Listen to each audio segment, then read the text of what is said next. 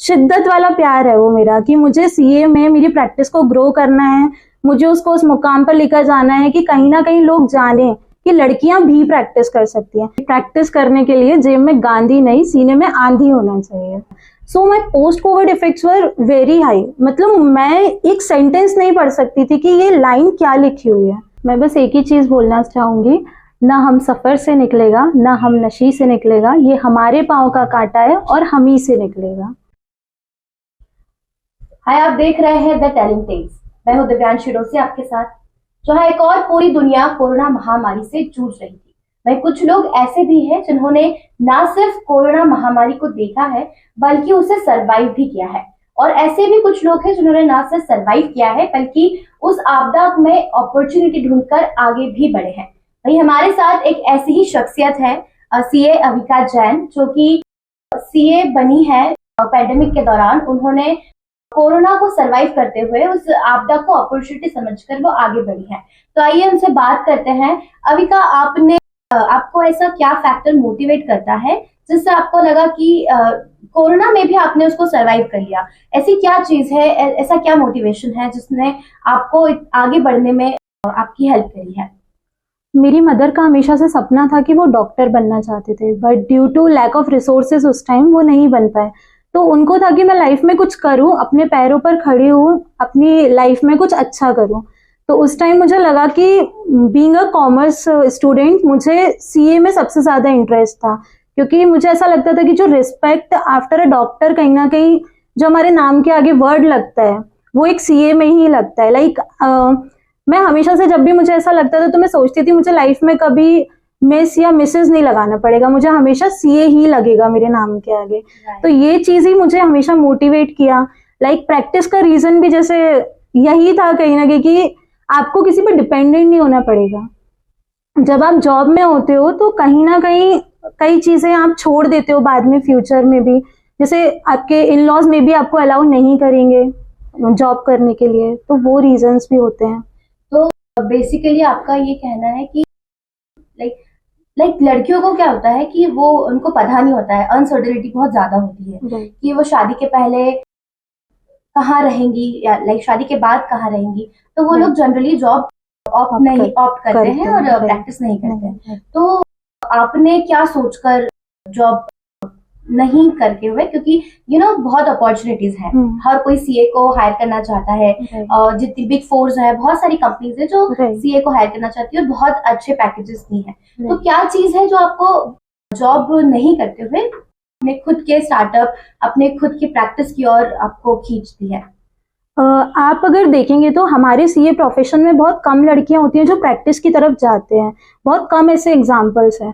But इसका reason किसी को नहीं पता कि क्यों ऐसा होता है, क्योंकि आपकी डेस्टिनी आप खुद बनाते हैं, क्योंकि आप जैसा अपनी फैमिली को बनाते जाते हो वो वैसा बनते जाते हैं। ये हमारा सिर्फ एक मिथ है कि लड़कियां जॉब करेंगे तो उनको मतलब उनके इन लॉज अलाउ नहीं करेंगे, उनके पेरेंट्स अलाउ नहीं करेंगे। ऑब्वियसली बहुत प्रॉब्लम्स होती हैं बीइंग अ गर्ल प्रैक्टिस करना। आपको पहला क्वेश्चन लोग यही पूछेंगे कि आपने जॉब क्यों नहीं किया, या ऑन मतलब इन डेली बेसिस और 1 और 2 डेज मुझे लोग ऐसे क्वेश्चंस पूछते हैं कि कहाँ पर जॉब कर रहे हो। अगर मैं बोलती हूँ प्रैक्टिस कर रहे हो तो उनका नेक्स्ट क्वेश्चन होता है कि किसी के साथ पार्टनरशिप में ही हो गया। राइट, तो ये क्वेश्चंस बहुत नॉर्मल है। पहले मुझे भी बहुत बुरा लगता था जब मुझे कोई ऐसे पूछता था, बट अब मुझे ऐसा लगता है कि आप इन चीजों को ध्यान ही मत दो, बिकॉज ये चीजें हैं जो आपको मोटिवेट करेंगी आगे बढ़ने के लिए। अच्छा, मतलब आप नेगेटिविटी में भी पॉजिटिविटी ढूंढकर आगे बढ़ रही हैं। तो अभी आप क्या कर रही हैं? आपका सोल प्रोप्राइटरशिप है, पार्टनरशिप है, अभी फिलहाल क्या कर रही हैं? फिलहाल अभी कुछ टाइम पहले तक मेरा सोल प्रोप्राइटरशिप था, अभी मैं एक पार्टनरशिप में एंटर हुई हूँ और वो फर्म बाहर की है। It is not a Indore based firm. तो बिकॉज अगर मुझे काफी अपॉर्चुनिटीज आई, काफी अच्छे सीएस ने भी मुझे अप्रोच किया पार्टनरशिप के लिए, but the only reason was कि मैं नहीं करना चाहती थी इंदौर की लोकल फर्म के साथ, because I would have lost my identity. तो अपनी आइडेंटिटी आपने क्रिएट करने के लिए तो फिलहाल अभी इंदौर में आप ही इकलौती हैं। यस। तो आप कैसे मैनेज कर रही हैं काम को? सी मैनेज इज लाइक कि आप बस करोगे तो सब मैनेज हो जाता है। आपको चीजों को मैनेज करने के लिए कोई एक्स्ट्रा एफर्ट्स ऐसा नहीं देना पड़ता है। आप उस चीज को, अगर आपका शिद्दत वाला प्यार है वो मेरा, कि मुझे सीए में मेरी प्रैक्टिस को ग्रो करना है, मुझे उसको उस मुकाम पर लेकर जाना है कि कहीं ना कहीं लोग जाने कि लड़कियां भी प्रैक्टिस कर सकती हैं। आज मैं काफी लड़कियों को देखती हूँ जो मुझसे मोटिवेट होती है, या मैं भी, एक हमारी सीए फैटर्निटी में केमीशा सोनी मैम है, तो जैसे मैं उनसे मोटिवेटेड हूँ कि being a female she is into practice, तो मैं चाहती हूँ कि लोग मुझसे भी मोटिवेट हो। राइट। तो काम करते करते लाइक सीए एक बहुत ही रिस्पॉन्सिबिलिटी वाला काम है, चार्टर्ड अकाउंटेंट होना बहुत रिस्पॉन्सिबिलिटी वाला काम है, तो आपको कहीं ना कहीं चैलेंजेस भी फेस करने ही पड़ते हैं। तो आपको सबसे ज्यादा क्या लगता है कि आपको क्या सबसे ज्यादा चैलेंजेस आपकी लाइफ में बीइंग अ सीए फेस करने पड़ते हैं काम करते करते, और आप उन्हें कैसे ओवरकम कर पाते हो? See every day is a new challenge, क्योंकि आप जब प्रैक्टिस करते हो job is totally different, because वहाँ आपको एक मोनोटोनस वर्क होता है जो रिपीटेड बेसिस पर करना होता है। बट प्रैक्टिस में डेली बेसिस पे एक न्यू क्लाइंट आता है जो न्यू चैलेंजेस लेकर आता है, you have to resolve that. Like आपके पास कोई संडे नहीं होता, कुछ नहीं होता है, you have to manage everything. आपके पास 24 आवर्स है, आप उसमें अपने फ्रेंड्स को भी टाइम दे सकते हो, आप अपनी फैमिली को भी टाइम दे सकते हो, और आप अपने बिजनेस को भी टाइम दे सकते हो। Now it's up to you कि आप कैसे टाइम दे रहे हो उस चीज को। आपको हर चीज को मैनेज करके चलना पड़ेगा। राइट। तो आप अपने बारे में कुछ बताया विका कि आपने सीए की लाइक सीए करना बहुत टफ होता है, कई लोग क्विट भी कर देते हैं इन बिटवीन, क्योंकि वो हमेशा एक मोटिवेशन होना, वो एक विल पावर होना बहुत जरूरी है। तो वो विल पावर आप कैसे लाती हैं? आप क्या सोचती हैं कि नहीं मुझे ये करना ही था, और कहीं कहीं पर डगमगा भी जाते हैं, तो वो क्या चीज है जो आपको हमेशा मोटिवेट करती, इंस्पायर करती है कि नहीं नहीं मुझे ये करना है, और आज उन्हीं की बदौलत आप सीए हैं? See my biggest motivation are my parents, जिन्होंने मुझे हमेशा मोटिवेट किया है। मुझे जब भी, सबके साथ होता है कि मुझे लगता था कि मुझसे नहीं हो पाएगा, या कई बार होता है जब हम पढ़ाई करते हैं तो हमको लगता है कि यार क्विट कर देते हैं, या जब आप अपने फ्रेंड्स को देखोगे तो आपको लगेगा कि यार वो लोग तो इतना एंजॉय कर रहे हैं और हम यहाँ पर बैठकर पढ़ रहे हैं। बिकॉज सीए में सबको पता है कि होली दिवाली जैसी कोई चीज नहीं बचती है। तो लेकिन सबसे पहले ना, जो ऐसे सोशल मीडिया प्लेटफॉर्म्स हैं जो आपको लगता है कि ये आपको डीमोटिवेट कर रहे हैं, उसको अनइंस्टॉल कर दो। इंस्टाग्राम, फेसबुक, बिकॉज आप जब ऐसे लोगों को देखोगे तो आपको लगेगा कि यार इनकी लाइफ कितनी हैपनिंग है और हमारी लाइफ ऐसी कि हमको सिर्फ पढ़ाई करना होता है, राइट। बट आप इंस्टॉल करो ऐप्स लाइक लिंक्डइन, ट्विटर। जब आप अपने से ऊपर वाले लोगों को देखोगे तो आपको लगेगा कि नहीं, लाइफ में मुझे भी कुछ बड़ा करना है। सी ओके। एंड जैसे मतलब मैंने आपको बताया कि मैंने अपने फादर को लाइफ में कभी रोते हुए नहीं देखा, but the day I became CA was the day जब वो सबसे ज्यादा रोए थे, और मतलब वो बहुत खुशी के आंसू थे। तो जिस चीज को देखने के लिए मतलब मैंने इस फील्ड को चुना था, जब मुझे लगता था कि मुझे नहीं पढ़ना है या मुझसे नहीं हो पाएगा, तो मैं यही सोचती थी कि नहीं, मुझे मेरे पेरेंट्स के लिए करना है, because the happiness they will have जब आप कुछ बन जाओगे। आज वो जो प्राउडली बोलते हैं कि मेरी बेटी सीए है, वो खुद का ऑफिस है उसका, तो उस चीज की खुशी एक बहुत अलग होती है।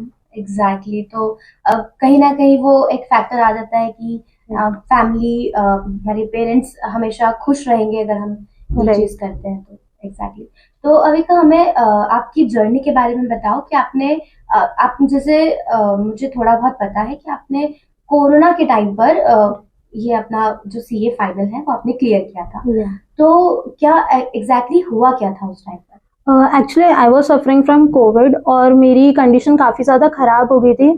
मैं इंदौर में अपनी पढ़ाई कर रही थी सीए फाइनल की, उस टाइम पर मुझे कोविड हुआ, एंड यहाँ पर मेरे पेरेंट्स नहीं थे, I was in my flat.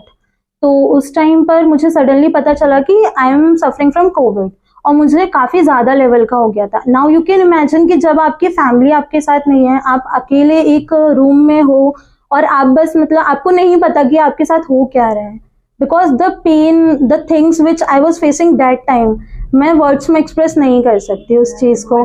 तो बहुत टफ फेस था वो। मेरे फ्रेंड्स ने उस टाइम मेरा काफ़ी साथ दिया, जिन्होंने मुझे हर चीज़ प्रोवाइड की, बिकॉज मैं अपने पेरेंट्स को यहाँ नहीं बुलाना चाहती थी। My mother is a asthma patient, और अगर वो मेरे से कांटेक्ट में आते कहीं ना कहीं, तो मैं नहीं चाहती थी कि उनकी हेल्थ मेरी वजह से डिट्रॉइट हो। तो मेरे फ्रेंड्स ने मेरा सबसे ज़्यादा उस टाइम पर साथ दिया। आफ्टर डैट जब मैं रिकवर हुई, तो आपको पता होगा कि पोस्ट कोविड इफेक्ट्स बहुत ज़्यादा होते हैं, मोर देन कोविड, क्योंकि कोविड के टाइम तो ऐसे है कि आप मेडिसिन ले रहे होते हो तो आपको उतना समझ में नहीं आता. So my post covid effects were very high. मतलब मैं एक सेंटेंस नहीं पढ़ सकती थी कि ये लाइन क्या लिखी हुई है. सो माई फ्रेंड्स जो मेरे साथ सीए फाइनल में थे उन्होंने मुझे बोला कि तू सिर्फ सुन, मतलब हम पढ़ के सुना रहे, तू सिर्फ सुनना उस चीज को, तुझे कुछ तो रिटेन होगा उस टाइम पर. तो आई वॉज लाइक कि मैंने काफी दिन तक ऐसे ही बस निकाला. After that my parents took me to home, क्योंकि मेरी हेल्थ काफी डिट्रॉइट हो चुकी थी and I was not in a condition कि मैं अब एग्जाम आगे दे पाऊंगी. Then when I was recovering मेरे साथ बहुत सी चीजें हुई. मुझे इतना हेयर फॉल होता था कि मेरी मदर जब मेरी चोटी बनाते थे तो शी वॉज लाइक कि वो मुझे कभी दिखाती नहीं थी, क्योंकि उनको ऐसा लगता था कि अगर ये देखेगी उस चीज को तो इसको बहुत बुरा लगेगा कि मेरे साथ हो क्या रहा है. मैंने काफी अपनी हेल्थ को डिट्रॉइट किया, काफी वेट गेन किया उस चीज की वजह से. मुझे अभी भी काफी बार, मतलब अब मैं ठीक हूँ पहले से, बट कई बार मेरे साथ होता है कि मुझे आज भी सडनली चक्कर आ जाते हैं उस चीज को लेकर, या मुझे एकदम से बहुत ज्यादा स्वेटिंग होने लगती है. तो उसके पोस्ट कोविड इफेक्ट्स आफ्टर बहुत ज्यादा होते हैं. Means now it's 1.5 year, but still काफी बार आपको वो चीजें फेस करना पड़ता है. बट उस टाइम मुझे सबने बोल दिया था कि आप मत दो एग्जाम्स, नहीं हो पाएगा, आप मत करो. तो जब आपको पता है कि मैंने इतनी मेहनत की थी तो उसमें आपको फिर दिक्कत नहीं होती है किसी चीज को करने के लिए. जब मेरा एग्जाम था, जब मैं एग्जाम सेंटर पर पहुंची तो मेरे साथ फर्स्ट एग्जाम में क्या हुआ कि मुझे बहुत ज्यादा स्वेटिंग हो गई और मेरी तबीयत बहुत खराब हो गई. मुझे इतनी वॉमिट्स वगैरह होने लगी. मैं 2 आवर्स के अंदर, एसएफएम का एग्जाम था, मैं 2 आवर्स के अंदर वहां से उठकर आ गई, बिकॉज मेरा एफआर लास्ट अटेम्प्ट में एग्जाम था. तो जब मैं वहां से एग्जाम सेंटर से 2 आवर्स के अंदर आना, तो it was a very big thing. लेकिन मैं कॉन्फिडेंट थी कि मैंने इतना पढ़ा हुआ था कि मैं इस एग्जाम को क्रैक कर लूंगी. And in that exam I scored 85 marks. तो उसके बाद जब मैं मतलब घर आई, मेरी मम्मी ने बोला बेटा आगे मत दो, नहीं हो पाएगा अब. तो मैंने, मतलब मेरा क्या रूटीन हो गया था एग्जाम्स में कि मैं आती थी घर पर, आकर वॉमिट करती थी, फिर कुछ खाती थी, फिर उसके बाद वापस पढ़ने के लिए बैठती थी. Means this thing happened for around 18 days. मैंने यही अपना रूटीन अपनाया कि मैं रोज आती थी और वॉमिट करती थी, फिर कुछ खाती थी, फिर, और मुझे क्या बहुत हेडेक होता था उस टाइम पर पोस्ट कोविड इफेक्ट्स की वजह से. तो मैं क्या करती थी, मेरे साथ में ना एक मतलब कपड़ा लेकर जाती थी सिर पर बांधने के लिए पट्टी, और मेडिसिन मतलब लगाने के लिए लेकर जाती थी बाम. तो मेरी मदर मुझे ये बोलते थे कि बेटा लोग क्या बोलेंगे. सो आई वाज लाइक कि मुझे सीए बनना है. The day I will become CA, किसी को फर्क नहीं पड़ेगा कि मैं एग्जाम में सिर पर पट्टी बांधकर एग्जाम देती थी. तो आपकी लाइफ में जब कोई मोटिवेशन होता है तो आपको ये सारी चीजें नहीं सोचना पड़ता. एग्जैक्टली. अभी का जिंदगी में फेलियर्स हमेशा आते हैं. लाइक जब हम सीए करते हैं तो सीए में भी काफी सारी एग्जाम्स होती हैं, सभी में फेलियर्स आते हैं और आगे भी आएंगे क्योंकि आप काम कर रहे हैं. तो फेलियर तो जिंदगी का हिस्सा ही है.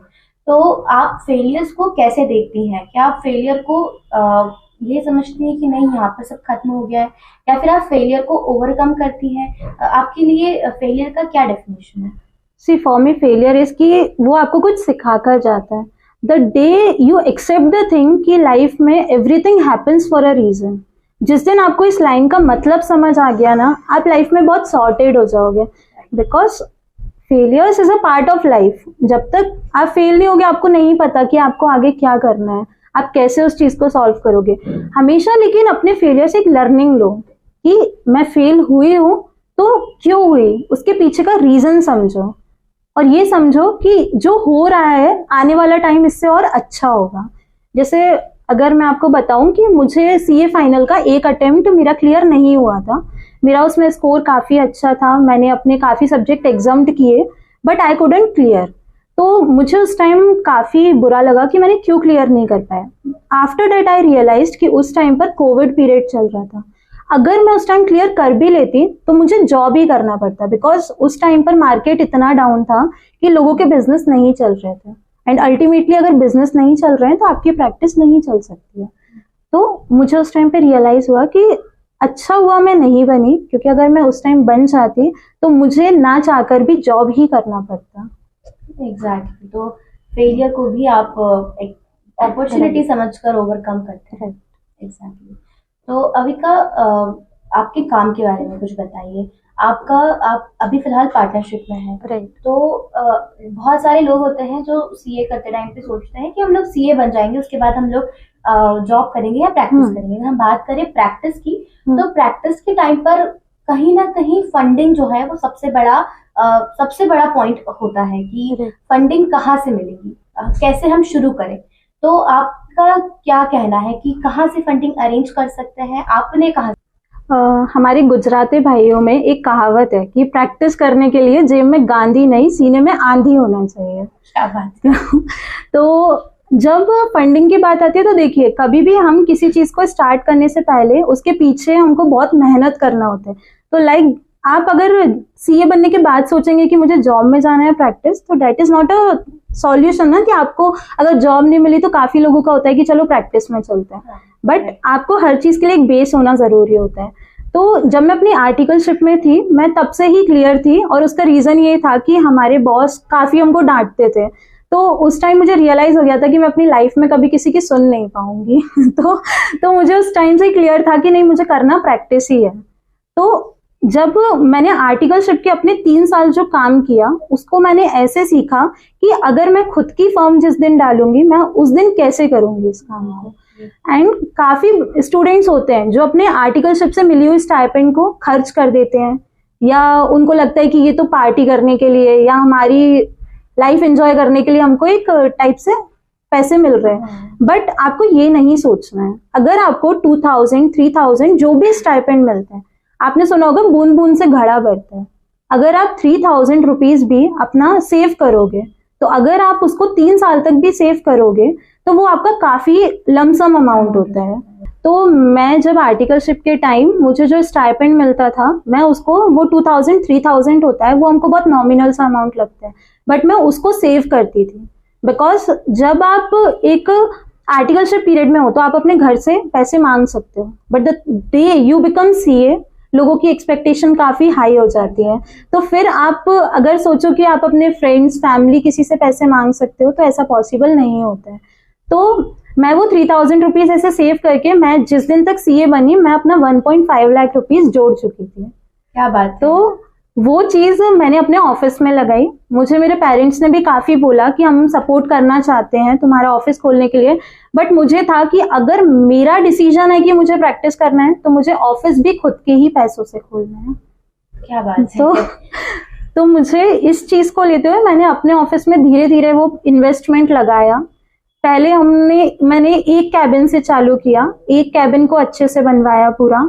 फिर धीरे धीरे, क्योंकि स्टाफ को बैठने के लिए फिर लगा कि जगह चाहिए, तो फिर स्टाफ के लिए बनवाया।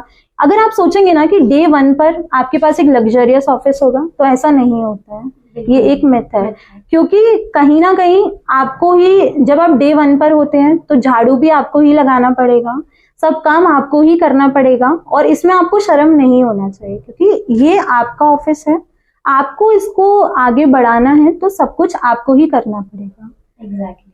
आप एक वक्त के बाद, आज मुझे 1.5 ईयर्स अप्रॉक्स होने वाला है, तो अब मैं बोल सकती हूँ कि हाँ, अब मैं स्टाफ पर रिलाय कर लूंगी या फिर मैं मेड पर रिलाय कर लूंगी, बट डे 1 पर ये सारी चीजें आप बिल्कुल सोच कर नहीं चल सकते, पॉसिबल ही नहीं होता है। तो ये बहुत ही अच्छी बात है कि आपने खुद से ही खुद की फंडिंग खुद के लिए करी है, बहुत ही अप्रिशिएबल चीज है ये।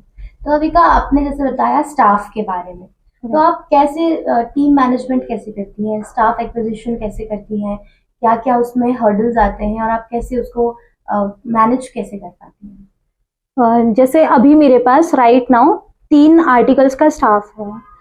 तो इसमें काफी, मतलब क्या होता है ना कि आप जब एज में यंग देखते हो, तो people don't rely on you, ना तो क्लाइंट्स ना तो स्टाफ। उनको लगता है कि आप काफी यंग हो या आपको क्या एक्सपीरियंस होगा, बट ऐसा नहीं होता है। एक्सपीरियंस कभी एज के साथ नहीं, एक्सपीरियंस आपको चीजों को, आपको एक्सपोजर के साथ समझ आता है, राइट। तो मेरा स्टाफ जो है, उसको मेरे ऊपर इतना ट्रस्ट है, उनको ऐसा कभी नहीं होता कि उनके पास में काम ना हो। मैंने काफी, मतलब बड़ी फर्म्स भी देखी है कि after tax audit season they are sitting free, उनके पास नहीं होता काम, क्योंकि इसके बाद सब रिलैक्स मोड पर आ जाते हैं।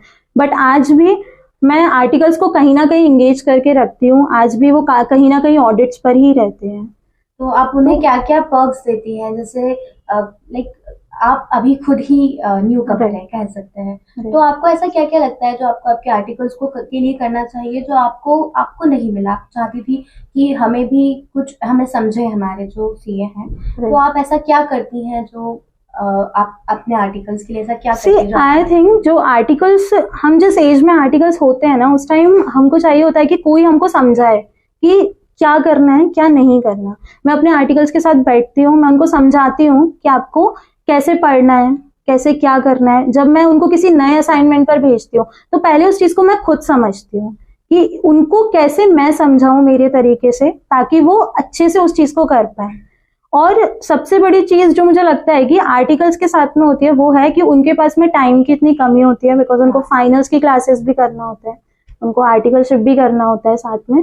तो उनको समझो, क्योंकि they are also human beings, जो मुझे लगता था कि मेरे साथ में ट्रीट नहीं किया गया। हाँ, वैसे भी सुना जाता है कि आर्टिकल्स को थोड़ा सा स्ट्रिक्टली ट्रीट किया जाता है, बट आप उनको प्यार से करोगे ना तो they will be standing with you all the time.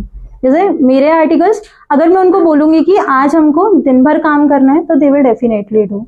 अगर नहीं है तो मैं उनको बोल दूंगी कि आज आप थोड़ा सा जल्दी चले जाओ। लाइक अब जैसे गर्ल्स के केस में गर्ल्स प्रॉब्लम होती है, राइट? तो मुझे ऐसा लगता है कि अगर हम उनको वो एक दिन का मंथ में लीव देते हैं, तो पीरियड लीव्स, तो मुझे लगता है कि उनको भी कहीं ना कहीं बेटर फील होगा। मैं जैसे मेरे यहाँ जो गर्ल्स आर्टिकल्स हैं, मैं उनको एक दिन पीरियड का लीव वो कभी भी ले सकते हैं मंथ में जब उन्हें। तो आप आपकी क्लाइंट्स के साथ कैसे डील करती हैं, नए क्लाइंट्स कैसे बनाती हैं, या जो पुराने क्लाइंट्स हैं, क्योंकि क्या होता है कई बार क्लाइंट्स को भी कुछ ना कुछ प्रॉब्लम आती है, तो आप कहीं ना कहीं वो आपको ये बोलते होंगे कि आप कम एक्सपीरियंस्ड हैं, अभी आपको टाइम ही कितना हुआ है, क्या आप वो कर पाएंगी जो हम आपसे एक्सपेक्ट कर रहे हैं, तो उस चीज को आप कैसे डील करती हैं? देखिए, ये चीजें ना, जब पुराना जो टाइम हुआ करता था उस टाइम लोग ऐसा होता था कि एज के साथ एक्सपीरियंस आता है, बट आज का जो क्लाइंट है वो इस चीज को समझता है कि जितना यूथ होगा वो उतना अपडेटेड होगा, उसकी नॉलेज इनहेंस्ड होगी। बिकॉज आज जो यूथ है वो करेंटली इनकम टैक्स को पढ़कर आया है, वो जीएसटी को पढ़कर आया है, जो शायद हमारे पुराने सीएस के टाइम पर नहीं हुआ करता था। तो वो क्लाइंट इस चीज को समझता है। द थिंग इज कि आपके पास कितना कॉन्फिडेंस है, आप कितने कॉन्फिडेंट हो उनको ये प्रूव करने के लिए। लाइक मैं स्टार्टअप ग्रुप्स में हूँ जहाँ मैं स्टार्टअप्स को हेल्प करती हूँ उनके बिजनेस को ग्रो करने के लिए, उनके कंप्लायंसेस करने के लिए। nice. तो अब स्टार्टअप है तो दे आर ऑल्सो न्यू कमर ना, तो they will definitely understand the thing कि हम भी स्टार्टअप हैं, आप भी न्यू कमर हो, हम मिलकर ज्यादा अच्छा ग्रो कर पाएंगे। क्योंकि एक जो चीज होती है ना, जो सीनियर सीएस होते हैं, they don't give you time, उनके पास टाइम की बहुत कमी होती है। और जो क्लाइंट आपसे एक्सपेक्ट करता है वो है कि आप उसको अच्छी सर्विसेज दो। तो जब आप उसको अच्छी सर्विसेज दोगे, वो 1% जाके अगले 4% को रेफर करेगा। तो मेरे साथ ये हुआ है कि मुझे कभी काम मांगने के लिए नहीं जाना पड़ा, क्योंकि जब आप उस क्लाइंट को अच्छी सर्विसेज दोगे, they will refer more clients, वो आपको अप्रोच करेंगे, उससे वो और क्लाइंट्स लेकर आएंगे। और अपनी नेटवर्किंग बहुत स्ट्रांग रखो। जनरली क्या होता है ना, हम लोग जब सीए में होते हैं तो हमारे पास इतना टाइम कॉन्स्टेंट होता है कि हम अपने दोस्तों से दूर हो जाते हैं, हम फैमिली से दूर हो जाते हैं।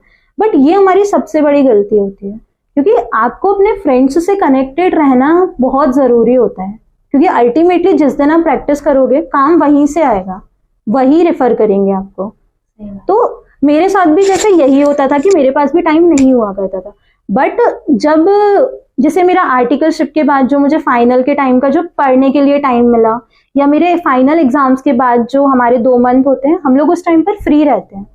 तो उस टाइम पर मैं क्या करती थी, मैं मेरे फ्रेंड्स को ना कॉल करती थी, ऐसे ही नॉर्मली बात करने के लिए उनसे, सो डैट कि उनको ये लगे कि हम उनको अभी भूले नहीं है, हमको वो याद है दोस्त हमारे। तो networking should be very strong.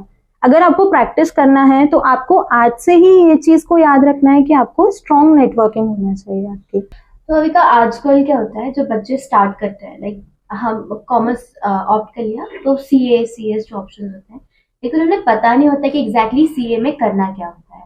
वो सीए करने चले तो जाते हैं, लेकिन जो वे है ना, जो रास्ता है, वो काफी टफ होता है।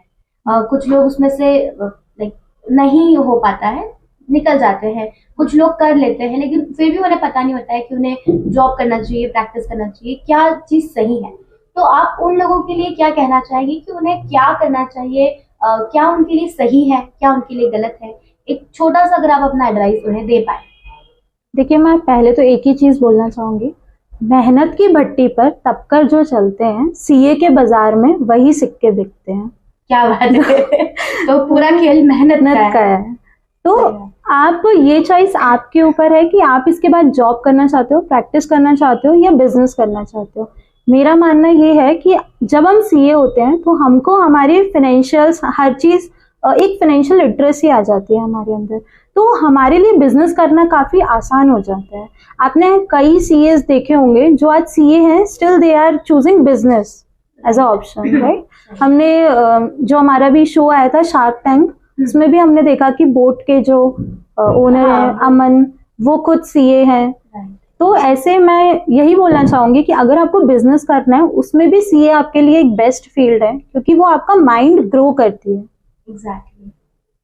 तो सीए करना टफ नहीं है, बस मेहनत करते रहना चाहिए। Right. CA is a course जो आपको बस कंसिस्टेंसी मांगता है, पेशेंस मांगता है और मेहनत मांगता है। It is not a course जहाँ पे लाइक जैसे पीएससी होता है, जहाँ पे आपको जनरल नॉलेज की काफी नॉलेज होना चाहिए या ये सारी चीजें होती है, बट सीए में बस कंसिस्टेंसी रखो, पेशेंस रखो और मेहनत करते रहो। विद दैट नोट अविका, मैं आपको बहुत कॉन्ग्रेचुलेट करना चाहूंगी कि आपने सीए जैसी इतनी प्रेस्टिजियस कोर्स को कंप्लीट किया है, हासिल किया है। आपके नाम के आगे इतना खूबसूरत शब्द सीए लगता है। बहुत बहुत बधाई हो आपको उसके लिए। और हमारे शो पर आने के लिए मैं आपको बहुत बहुत धन्यवाद देना चाहूंगी कि आपने इतना कीमती टाइम अपनी लाइफ से दिया है। इसके लिए थैंक यू सो मच।